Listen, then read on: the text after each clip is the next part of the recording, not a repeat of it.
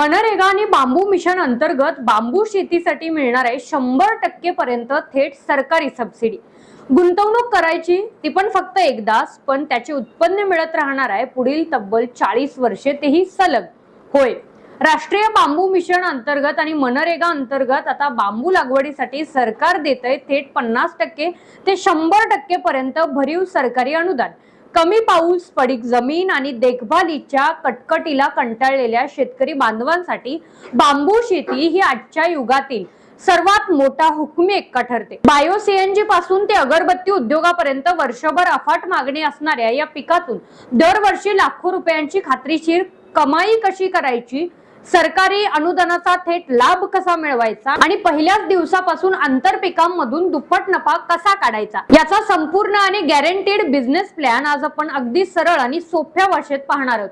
Video शेवटपर्यंत नक्की पहा। फर्निचर, कागद उद्योग, बांधकाम क्षेत्रापासून ते बायो सीएनजी आणि अगरबत्ती उद्योगापर्यंत बांबूला बाजारपेठेत वर्षभर अफाट मागणी असते, त्यामुळे मंदीची अजिबात चिंता नाही। विशेष म्हणजे बालकुवा, न्यूटन्स आणि माणगा यांसारख्या आधुनिक वाहनांची लागवड करून तुम्ही अगदी कमी पाण्यात, पडीक किंवा हलक्या जमिनीतही यातून सोन्यासारखं उत्पन्न काढू शकता।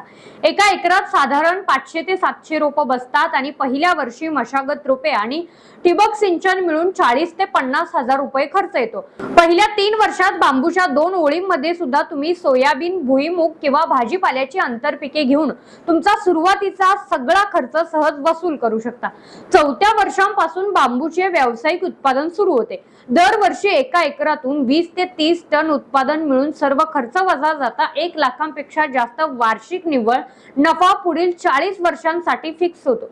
सर्वात मोठी आणि जमेची बाजू म्हणजे केंद्र सरकारच्या राष्ट्रीय बांबू मिशन अंतर्गत बांबू लागवडीसाठी आणि त्याच्या संगोपनासाठी शासनाकडून 3 वर्षांच्या टप्प्यामध्ये थेट 50% पर्यंत भरीव अनुदान दिले जाते। एवढेच नाही तर मनरेगा अंतर्गत अनेक भागामध्ये 100% अनुदानावरही लागवड करून दिली जाते।